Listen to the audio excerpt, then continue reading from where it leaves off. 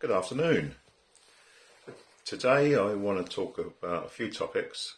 As you can see behind me here, Agenda 2030 is one which is a major topic and subject of conversation. So I just want to go back to 2020, 2021. How many times have you heard, or how many times have you been told you're not a scientist, so why are you questioning the jabs? Okay, so my counter to that would be, well, Boris Johnson isn't a scientist, so why is he pushing the jabs? And also Bill Gates isn't a scientist, so why is he pushing the jabs? So it seems to me that if you have copious sums of money, you are entitled to promote something. But if you're ordinary Joe Public, you don't have the same entitlement. And the people who don't allow you to the same entitlement are ordinary Joe Public. We're fighting amongst ourselves. We're telling ourselves, let them decide what's best for us. Well, why? It's crazy, it's madness. It's insane behaviour, in fact. And also, remember that the likes of myself have listened to both sides of the debate since the get-go. We've also done our research and listened to scientists in favour of the jabs and scientists against the jabs. So, again, there's no bias whatsoever. We have no reason to be biased. What it's called, it's not bias, it's called balance. It's called balancing the debate and coming to our own conclusions based on the evidence available to us. So we now fast forward to Saturday. So myself and an amazing team of people living in Suffolk joined me on the streets of Ipswich to help with my election campaign. And a number of people who have had enough of the same old were in the hundreds. And I'm not even counting those who weren't wanting to talk. They wanted to talk about the state of the roads, the potholes. Smart city companies have installed cables underneath the road surfaces, which have left the roads like a train track. To be honest, it's a sheer and utter disgrace, and all I have mentioned needs to be addressed and sorted.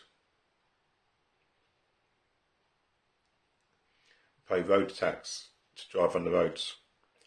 We every year, if you've got a car old enough, you have to get it tested to make sure it's roadworthy, to make sure it's good enough for our roads. So what about are our roads good enough for our cars? Who does a test on our roads? Because I'm not seeing any. I'm not seeing any tests being done. All I'm seeing is holes, potholes. Cables being put in place. There's one road in Ipswich, and you go down it, and I'm not driving an old banger. It is quite a big car, and you don't really feel too much. But you go over this particular road, and you feel like you're on a train. That's because they've put this Volca city installation stuff in cables, and they've left the road in a disgusting state. No one cares. No one checks. We look at climate emergency. Okay, so please tell me, where is this so-called emergency? Because I'm not seeing it. I really aren't seeing it. Example. While out on the streets yesterday, myself and a colleague noticed just how clear the air was. It was lovely. How clear the sky was. And on breathing in, how clean the air felt.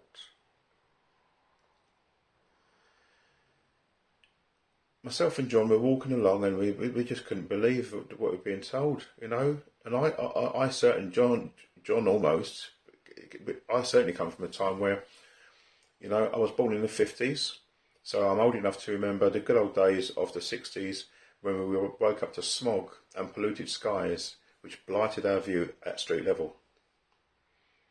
There are times when you could barely see 30 feet in front of you. You could see it and you could smell it. You could almost feel it.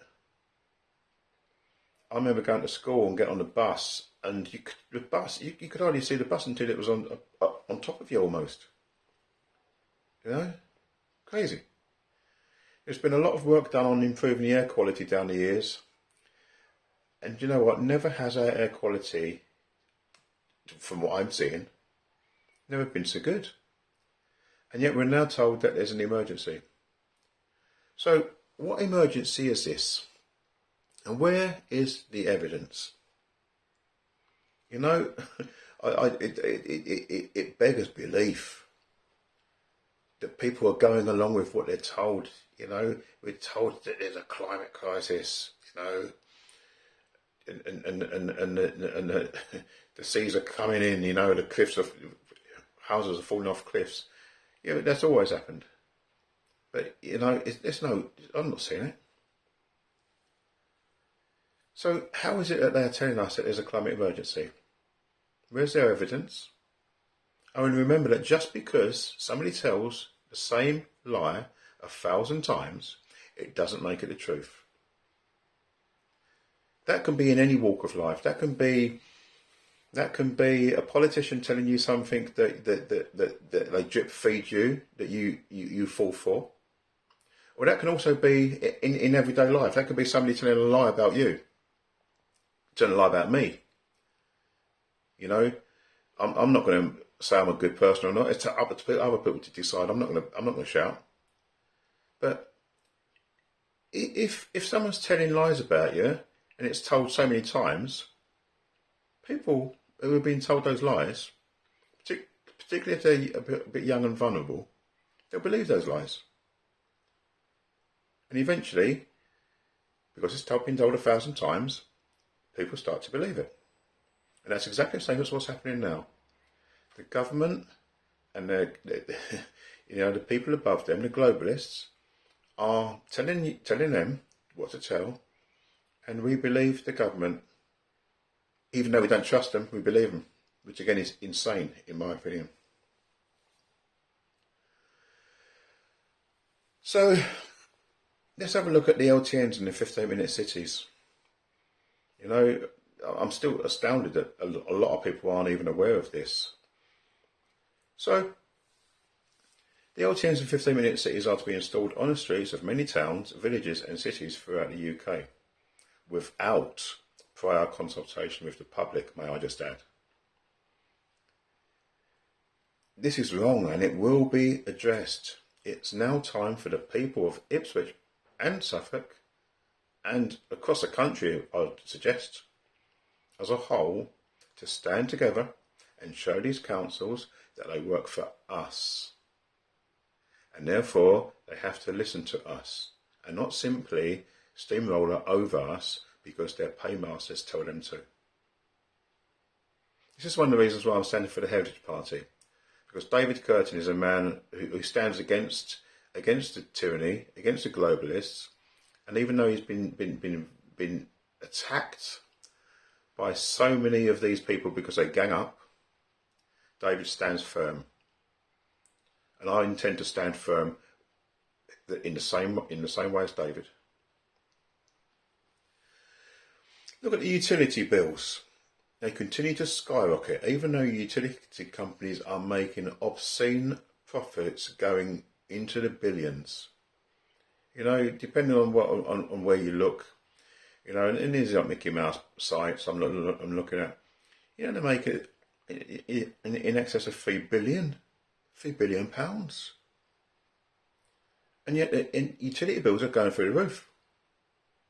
You know, the government gave us a little bit of charity for a few months. You know, our bill came through the door this morning. It's normally £130 for the month for gas, electric, and the broadband telephone as well. £230, and that's not even in the height of winter. £230. Now, how many people can afford to do that and pay that? It's disgusting. It's absolutely disgusting. So I'm going to ask a question. Where is the ombudsman? Where's the people who are supposed to fight for the people's rights? Because since March 2020, the people's rights have been eroded away to nigh on non-existent. Nobody says anything. They just say, shut up, pay up. I feel that our MPs and our current councillors who sit there and just take and take and take should be absolutely ashamed of themselves. I find what they're doing horrendous.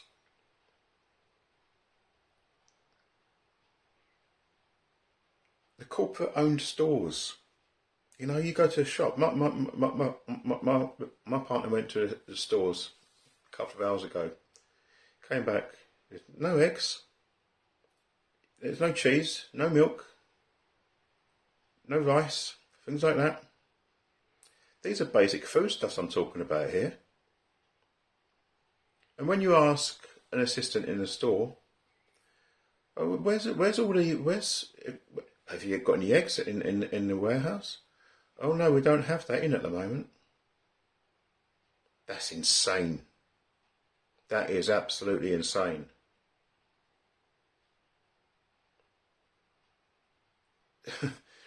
You can't have basic things. Well, you know what I'm going to suggest?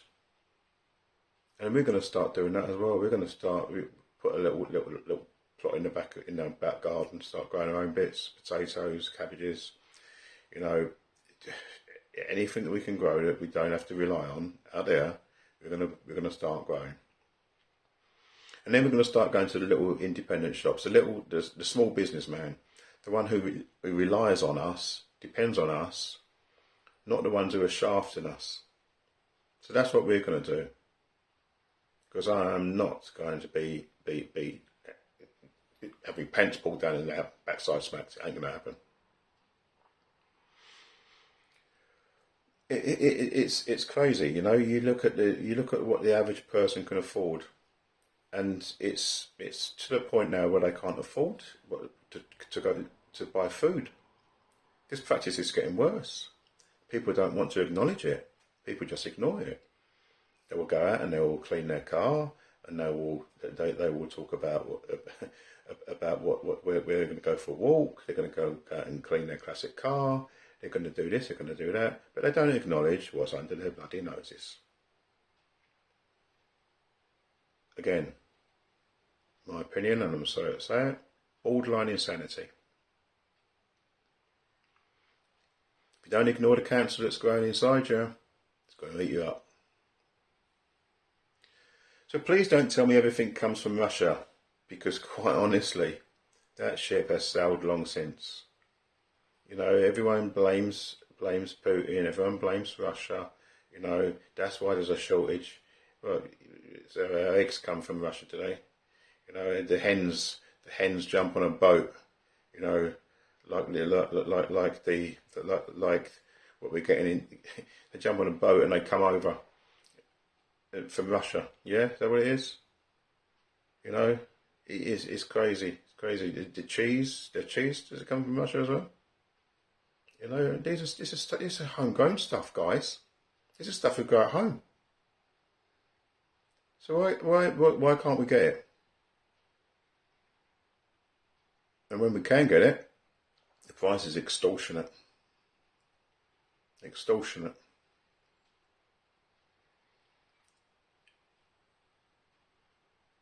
I just don't understand how people can just carry on. Again, you know, I'm not going to say we're wealthy here, but there's a whole lot of people worse off than me and my missus here. So I'm speaking up for everybody, not just the ones who are struggling, also the ones that will be struggling, because it's coming. It's coming. In summing up, I actually believe 100% that the COVID-19 pandemic was never a pandemic. And I'll tell you why. But before I do, I'll just tell you this. I believe the whole thing was always about conditioning the people and seeing how much we would tolerate before pushing back and challenging the draconian measures being forced onto us. I 100% believe this. Think of it this way. Something had to open the door to all that we're seeing now. And I firmly believe 100% that COVID-19 was a globalist key to opening the door to what we're seeing out there right now. The pandemic, I believe, and I have a right to believe it, based on my research, based on listening to both sides of the debate. I believe that the pandemic was based on a test that was never, ever fit for purpose. Even the creator, Dr. Carrie Mullis, warned against using it for diagnosing coronaviruses. And strangely, Dr. Carrie Mullis died suddenly a few short months before the so-called pandemic. Now, people can call me a conspiracy theorist all you like, but when things start coming true with what we're saying, surely it's time to stop saying conspiracy theorist and somebody say, actually, that guy's a realist. That guy is looking at things and seeing things that are coming true. And I'm not the only one. There's hundreds of thousands of us. Even though we're censored and we're kept quiet, there's hundreds of thousands of us. Believe you me, there is. And there's going to be more. Dr. Carrie Mullis died suddenly a few short months before the so-called pandemic, after which a certain Dr. Fauci took Dr. Carrie Mullis' PCR test and used it as a diagnostic tool for confirmation of COVID-19 infection. Now, bear in mind, that's a diagnostic tool. Without that diagnostic tool, there is no infection. There is no proof. If a tool is used in a certain way, and Dr. Carrie Mullis said this, if the cycles are ramped up time and time again, it will pick up literally anything. So, were them cycles ramped up time and time again? I fully believe they were. I fully believe they were. I had a young lady get in touch with me just yesterday, vaccine injured. Blood clots. Friends of hers, loved ones, also same things. People dying. It's dying suddenly.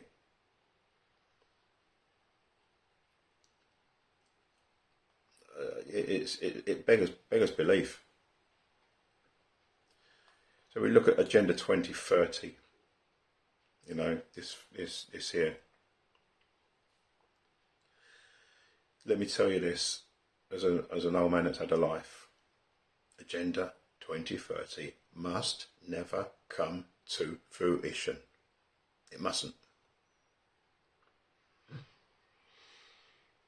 If I'm still alive by 2030, I'll be 72 years old, and into my final years, I suspect, on this planet. My concern isn't for myself. Absolutely not.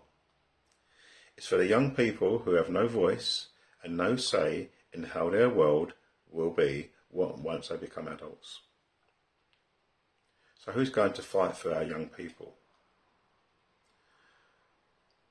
I've said it before, and I know I sound like a worn-out record, but I'm going to say it again. 30 years I've been working with young people, trying to get them to become the best version of themselves. And that's exactly why I'm doing all of this. Because how on earth can I continue to try and help these young people become the best version of themselves when I know the sort of world that I'm going to be leading them to? So that is why I'm doing more. For our young people. Now, if you don't want to do more for our young people, That's on you. That's not on me. That's on you.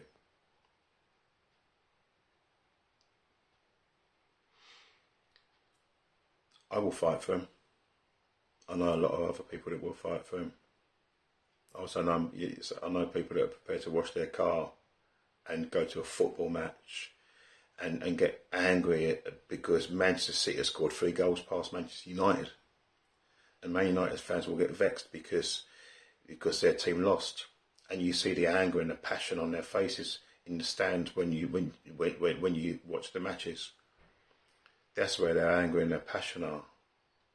That again to me is again, I use the word borderline insanity. You're passionate about a football match, about 11 men on one side, 11 men on another side, kicking a bit of leather with a bit of pigskin inside it, and you get passionate about that. But you don't get passionate about the fact that your children and your grandchildren are going to be brought into a world of tyranny. Borderline insanity. Do you know what? Throughout the 2 world wars, the soldiers went off not knowing if they would ever see their loved ones again. Millions didn't, because they died fighting for the freedoms of others. Freedoms of their loved ones. Freedoms of people they didn't even know. I'm not asking for you to go to war and die whilst fighting for the freedoms of your loved ones. But I am asking that you fight for their freedoms, because if you don't fight, then who will? Who will fight for them? Because you cannot rely on others to do the hard graft, because this is why we're in this mess.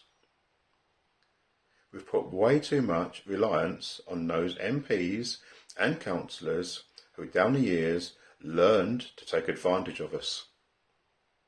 They make false promises and then they let us down each and every single time. We now need to stand up and take our voices back and say no more. If you're not going to fight for us, we'll find people that will. The world is not owned by the 1%, even though they think they do. They don't own us. They don't. So it's time to say no to Agenda 2030. And it's time for positive change for the people. That time for change is now. Vote for the Heritage Party. Vote for people who have had enough of the same old. Remember, David Curtin was a former chemistry teacher. I'm a former professional football coach, former high school teacher, former businessman. I ran my own business for many years. And as I reach the end of my working career, I'll see it out, still fighting for our young people. But this time I've digressed a little bit. I've put a bit more onto my own shoulders, and I'm doing this. Am I a politician? Not by the truest sense of the word, no. But I will learn, and I will learn damn fast, because we don't have that time. We need to up our game, and we need to stop looking for the same people who let us down time and time again. So please, if you don't do anything else, please look at your options when it comes to voting on the 4th of May this year. Don't just vote for one party because you don't want the other party to get in. Don't just vote for a party because you don't think there's anything better. Look for a party that might just give you what you want, what you're looking for. And vote for a party that actually cares about the next generation and cares about what it means to be, when we talk about looking after other people. And one thing I will be doing, if I get elected, great. I will be going knocking on doors after election, 6 months later, knocking on doors, just to say, hi, how do you think I'm doing? Is there anything that I can work on, that I need to do more? Because that don't happen at the moment. All we get It's the politicians knocking on the door, asking for our vote, and then they bugger off, never to be seen again. Time for that to change. Vote for the Heritage Party. Thanks for listening. Have a good rest of the afternoon, and I'll be back with more on Stop Agenda 2030 and about how we can help our young people in a better life when our life is done. Thanks for listening.